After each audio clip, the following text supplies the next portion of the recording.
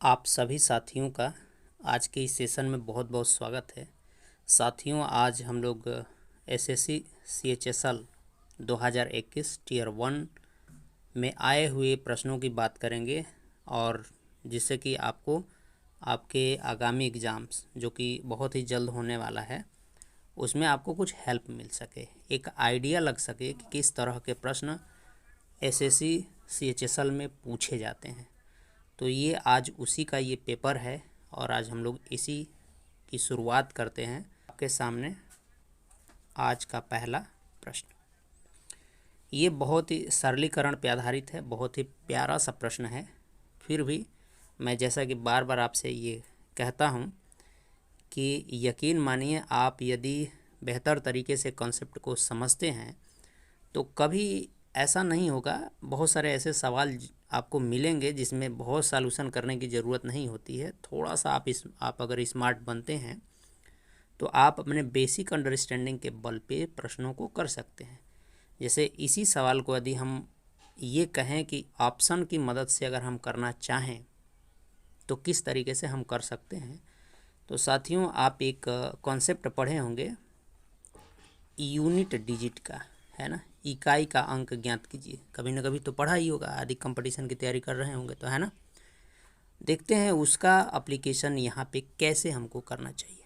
देखिए, जब इस सवाल को देखते हैं तो देखिए यहाँ से यहाँ तक एक पार्ट हो गया और ये माइनस के द्वारा ये दूसरा पार्ट सेपरेटेड है, दो पार्ट है। क्यों ना हम ऐसा करें कि इन दोनों पार्ट से इसका यूनिट डिजिट ज्ञात करें और फिर देखें कि हमारा रिजल्ट क्या आता है। जैसे इस पार्ट से यदि हम देखना चालू करें तो देखिए, चूँकि आप समझते हैं इकाई के अंक में हम सिर्फ इकाई के अंक की ही बात करते हैं, तो इसका इसमें जैसे ही 7 में मल्टीप्लाई करेंगे तो 14 आएगा, 14 का 4 हो जाएगा। और फिर इसका अगर आप यहाँ करेंगे, है ना, तो 4 चौका 16 हो जाएगा, तो 16 का 6 आ जाएगा। यानी कि इस पार्ट से लास्ट में आपको 6 मिलेगा। इस पार्ट में देखिए उसी तरीके से 7 और 2 जोड़िए तो 9 हो जाएगा और इस 9 का आप स्क्वायर करेंगे तो 81 मिलेगा, जो कि लास्ट में 1 देगा, है ना। अब देखिए ये वाला जो पार्ट है यह एक बहुत बड़ी संख्या है, अर्थात आपको कुछ इस प्रकार से ये मिल रहा है कि 1 और -6, है ना, ये बड़ा पार्ट है। तो 1 में से 6 तो जाएगा नहीं, तो आपको क्या करना होता है, जैसे हासिल लेते हैं तो हासिल इधर वाले अंकों से लेंगे तो यहाँ 11 हो जाएगा और 11 में से ये 6 अगर चला जाएगा तो आपको लास्ट में 5 मिलेगा। अब वह संख्या कितनी मिलेगी उससे हमको कोई लेना देना नहीं है, लास्ट में 5 मिल गया। और सबसे खुशी की बात और मज़े की बात यह है कि ऐसा सिर्फ और सिर्फ एक ही ऑप्शन है जो कि पहला, इसी के लास्ट में 5 आया है, इसलिए इसका सही होना इसकी मजबूरी है। और साथियों, जब मैं आपको समझा रहा हूँ तो इतना समय लग रहा है, लेकिन अगर आप इस तरह का अप्रोच, इस तरह की हैबिट डेवलप कर लेंगे तो ये देखते ही आप ये सारी बातें आपके दिमाग में आने लगेंगी और निश्चित रूप से आप इसको कर पाएंगे। ठीक है, ये तो रही बात कि ऑप्शन की मदद से हम इसको इस तरीके से कर सकते थे बहुत जल्द ही। लेकिन आपके मन में आ रहा होगा कि इसको यदि मान लीजिए ऑप्शन से न करना हो, सॉल्व करना हो, तो फिर किस तरह हमें इसे करना चाहिए। चलिए उसकी भी बात करते हैं। आपने कभी ना कभी तो ये वाला फार्मूला देखा ही होगा, a+b का होल स्क्वायर वाला। ये ठीक इसी फार्मूले को आधार बना करके इस सवाल को फ्रेम किया गया। जैसे आप देखिए ये 957 और 932, इसको अगर आप a मानते हैं, इसको आप b मानते हैं, तो यहाँ पे देखिए ये a हो गया और ये क्या हो गया, b हो गया।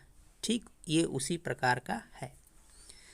तो हम इस पूरे अंकों को ना विस्तार करके इसी को विस्तार करके आपको समझाते हैं। जैसे आप जब इसका विस्तार करते हैं तो ये a² plus b² plus 2ab आता है। ठीक, तो जैसे जैसे ही आप इसका विस्तार करेंगे, ये है ना, तो ये पार्ट मिलेगा और ये देखिए यहाँ पे प्लस वाला पार्ट मिलेगा, है ना।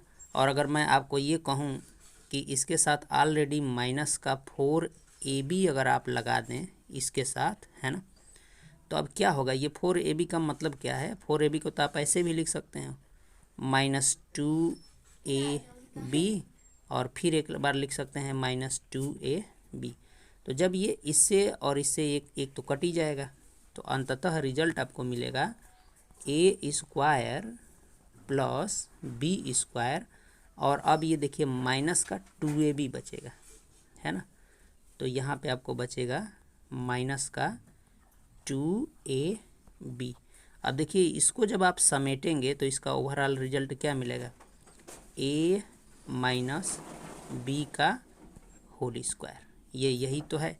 और देखिए अब आराम से आप यहाँ पे ये मान रख लीजिए, यानी कि एक जगह पे आप देख रहे हैं कि 957 है और बी के जगह पे आपका 932 है।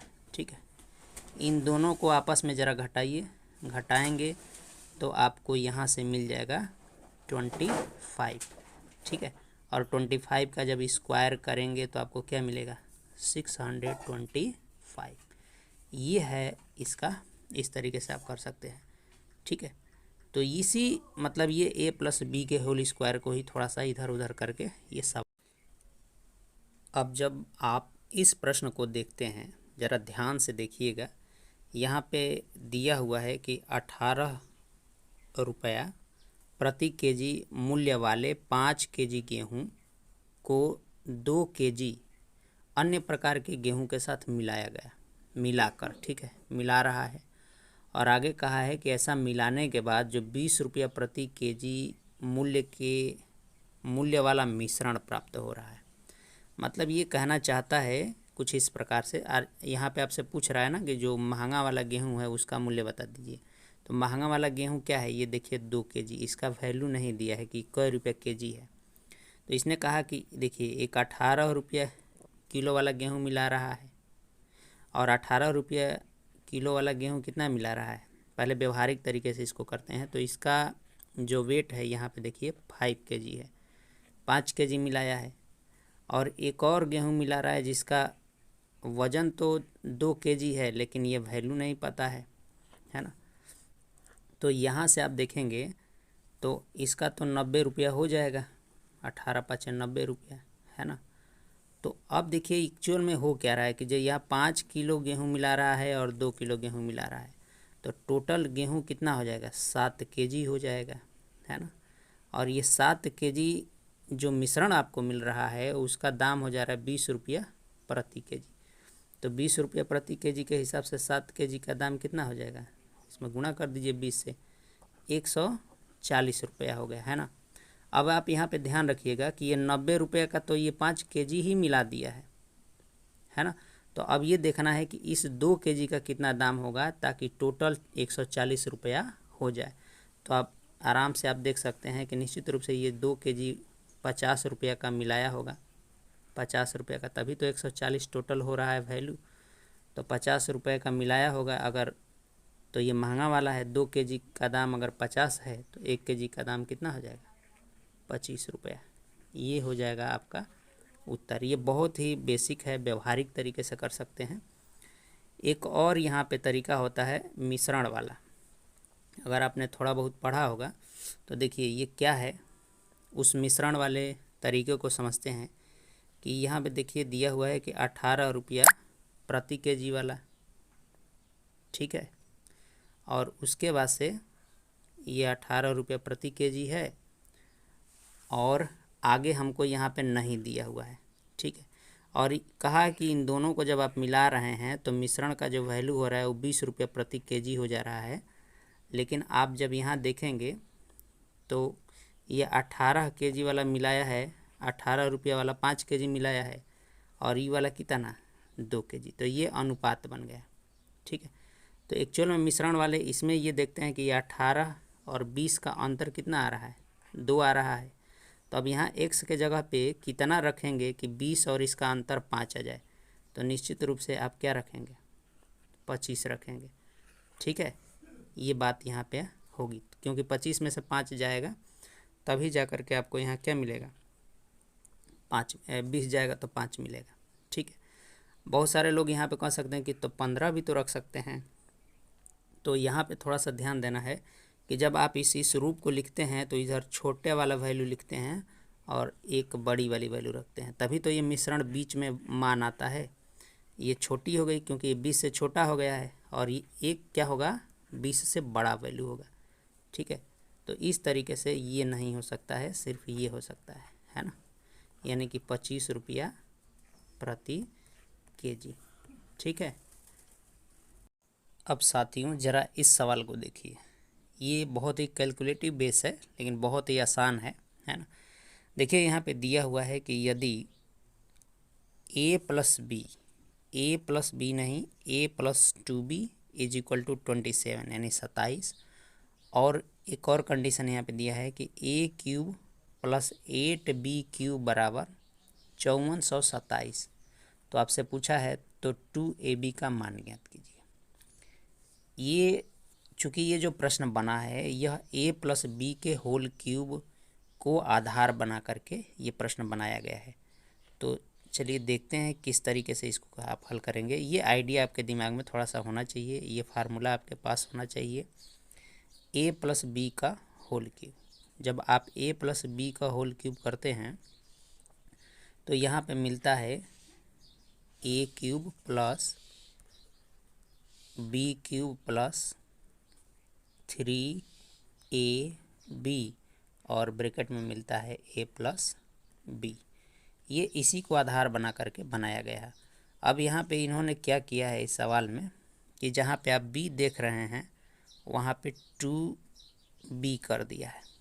ठीक है, अब चूँकि आपसे ये पूछना चाहता है, यानी ये वाला पार्ट यहाँ से आपसे ये पूछना चाहता है ना। अब जैसे ही यहाँ पे b के जगह पे आप 2b रखते हैं, है ना, तो ये आपको दिखेगा कुछ ऐसे कि a+2b का होल क्यूब, है ना, और इज इक्वल टू देखिए ये a³ तो रहेगा ही, यहाँ पे b के जगह पे 2b हो जाएगा तो 2 का क्यूब होगा तो 8 हो जाएगा, तो ये 8b³ हो जाएगा। और यहाँ से b के जगह पे जब आप रखेंगे तो ये 3 और 2 तो रहेगा ही, तो 2 को पहले ले लेते हैं और यहाँ पे आपका हो जाएगा 2ab और ये जो ब्रैकेट में है a+2b। ठीक है, व्यवहारिक तरीके से करते हैं हम लोग इसको। अब यहाँ पे इनकी वैल्यू रख देना है। यहाँ पे जब आप वैल्यू रखेंगे तो ये 27 इसके स्थान पे आ जाएगा, क्योंकि ऊपर दिया हुआ है सवाल में, देख लीजिए a+2b का मान दिया है 27। यहाँ पे जब आप आएंगे तो इसका वैल्यू आपको दिया हुआ है ना, इसका पूरा का पूरा मान दिया है 5427 और प्लस ये 3 तो है ही है, और यहाँ पे आपको 2ab चूँकि निकालना है, 2ab निकालना ही है, इसका मान दिया हुआ है 27। ठीक है, अब देखिए इसमें थोड़ा सा आपको स्मार्ट ये बनना है कि बहुत सारे आप में से लोग होंगे जो ये कोशिश करने लगेंगे कि ये 27 का क्यूब कर लेते हैं और फिर इधर को हल करते हैं फिर करते हैं। ऐसा नहीं करना है आपको, आप थोड़ा सा एक आइडिया लगा के चलेंगे कि इसमें तो थोड़ा सा यहाँ पे देखने को, पहले 27 को कॉमन लीजिए। जैसे ही 27 को आप यहाँ से कॉमन लेंगे तो ये 27 तो निकल ही जाएगा। यहाँ से जब 27 कॉमन लेंगे तो यहाँ बचेगा क्या, ये देखना है। तो यहाँ 27 दूना का 54 होता है और आप 0 लगा सकते हैं, मतलब फिर 27 को कटाएंगे तो 27 से कम है 27, है ना। तो यहाँ से देखिए 27 हट जाएगा और यहाँ पे 3, ये 27 को यहाँ पे आप लिख सकते हैं 27 का क्यूब का मतलब है 27 गुणे 27 गुणे 27। तो एक 27 ये वाला यहाँ से निकल गया और एक 27 यहाँ पे तो था ही, ये भी निकल गया, है ना। तो अब थोड़ा सा, अब ये कुछ इस प्रकार से बना है, यहाँ पे डबल 27 बना है। अभी देखिए इधर 3 बच रहा है यहाँ पे, है ना, और यहाँ पे देखना है कि ज़रा 3 भी कॉमन ले सकते हैं क्योंकि इसमें तो 3 है ही है। तो जैसे ही आप 3 कॉमन लेंगे तो देखिए यहाँ बचेगा 3 छक्का 18 और 3 सत्ते 21, है ना, यहाँ बचेगा। और इधर आपका अब बच जाएगा 2ab, 3 कॉमन हो गया है और 3 को यहाँ से कटा देंगे तो 3 9 27, यानी कि इधर बचेगा 27 गुणे का 9 बचेगा, है ना।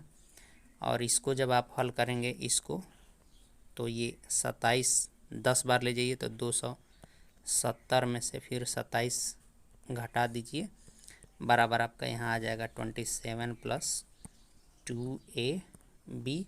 चूँकि आपको 2ab की वैल्यू चाहिए तो आप इधर लिख लीजिए इसको, 2ab इज इक्वल टू, ये पूरा मैं लिख देता हूँ इधर, 270 माइनस 27 और ये वाला इधर आ जाएगा तो माइनस का 67 हो जाएगा।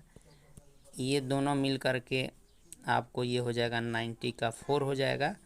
और जब ये पहले तो इस 70 घटा ही लीजिए, 70 घटाने के बाद 200 बचेगा, 24 जाएगा तो 176 बचेगा। तो ये हो जाएगा आपका 2ab का मान, ये हो जाएगा आपका आंसर।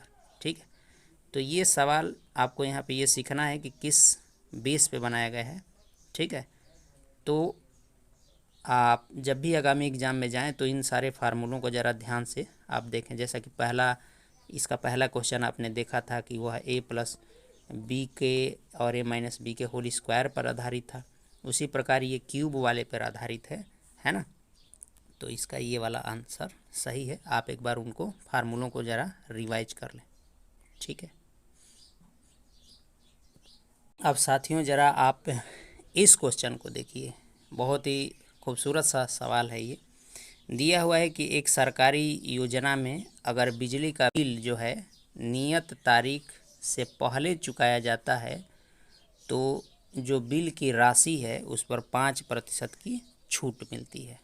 ठीक है, तो कहा कि नियत तारीख से पहले बिल का भुगतान कर एक व्यक्ति 20 रुपये की छूट प्राप्त करता है ना।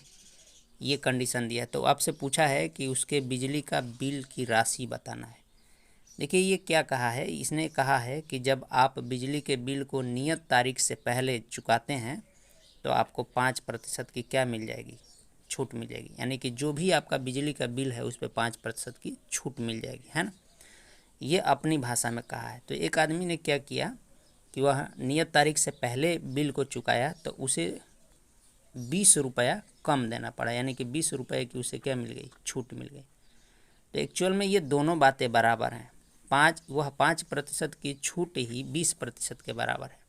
और जो भी बिजली का बिल रहा होगा वह अपने आप में कितना रहा होगा, 100% रहा होगा। तो इस 5% को 100% बनाने के लिए आपको इधर 20 से गुणा करना पड़ेगा। तो इधर भी आपको वही काम करना पड़ेगा, 20 से गुणा जैसे ही करेंगे तो ये आपका आ जाएगा 400 रुपया, है ना। अर्थात बिजली का बिल कितना रहा है, 400 रुपया। ठीक है, आप ऐसे भी जा सकते हैं, मतलब ये बहुत ही आसान सा क्वेश्चन है। और नहीं तो आप बस ऑप्शन में जाते और देखते कि किसका हम 5% निकालें कि 20 रुपया आ जाए। तो यही एक ऑप्शन था जिसका आप 5% निकालते 400 का तो 20 रुपया आता। ठीक है,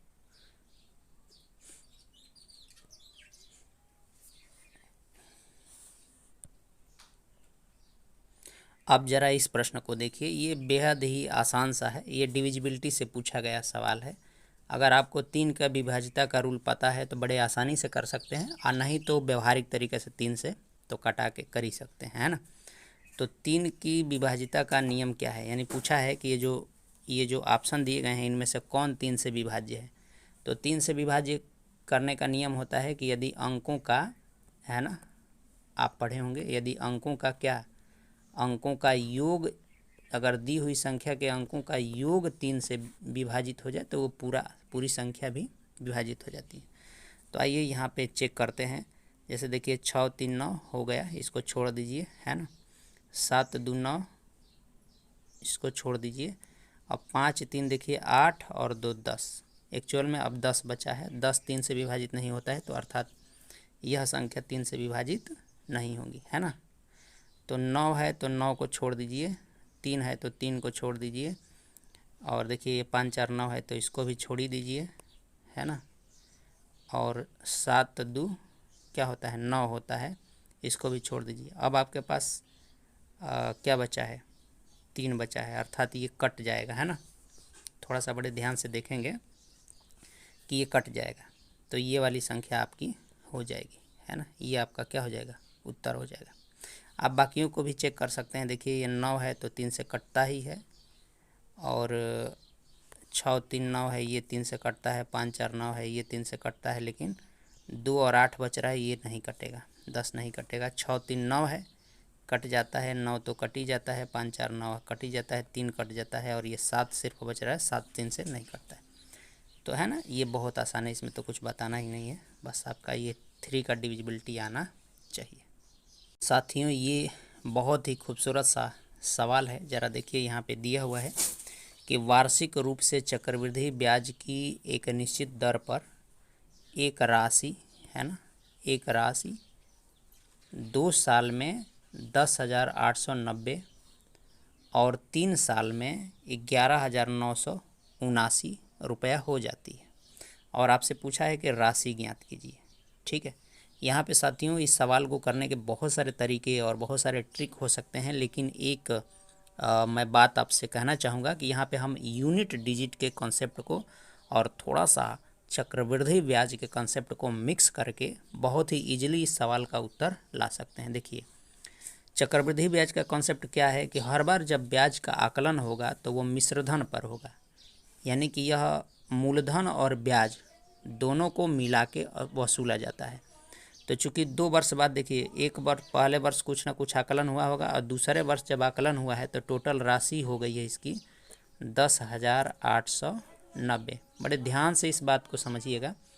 और तीसरे वर्ष जब ये आकलन हुआ है तो ये राशि हो गई है आपकी 11,979, 11,979। ठीक है, अब मैं क्या करता हूं दोस्तों कि अगर मुझे ये ब्याज की दर पता लग जाए तो बड़ा आसान हो जाएगा हमारे लिए।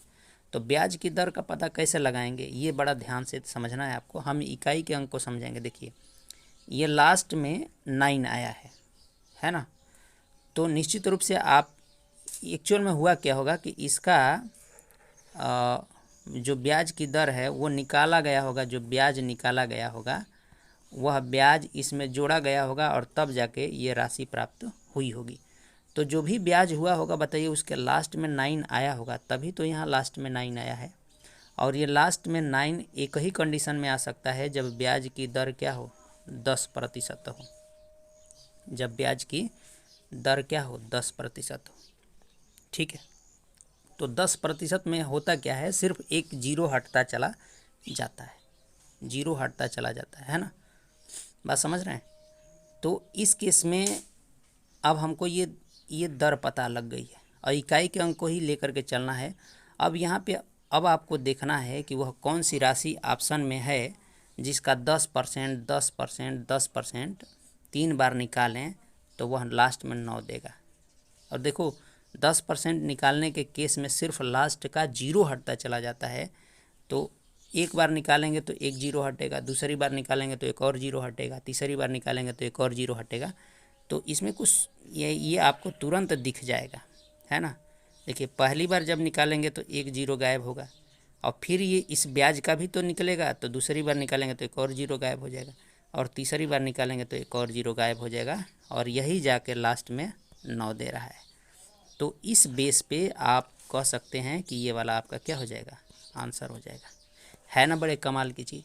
यदि आप जो पढ़े हैं, जो यूनिट डिजिट पढ़े हैं, या थोड़ा सा ये कॉन्सेप्ट अगर आपका बेहतर है, तो ऐसे सवालों को भी बड़े आप आराम से कर सकते हैं। कहीं कोई बहुत तामझाम में पढ़ने की आपको ज़रूरत नहीं है। हाँ, जहाँ ज़रूरत पड़ेगी वहाँ तो हम लगाएंगे ही, लेकिन मोस्ट ऑफ द केसेस आपके सवाल ऐसे ही होते हैं कि ऑप्शन और कुछ बेसिक कॉन्सेप्ट के बेस पे आप सवालों को बहुत ही आसानी से कर सकते हैं।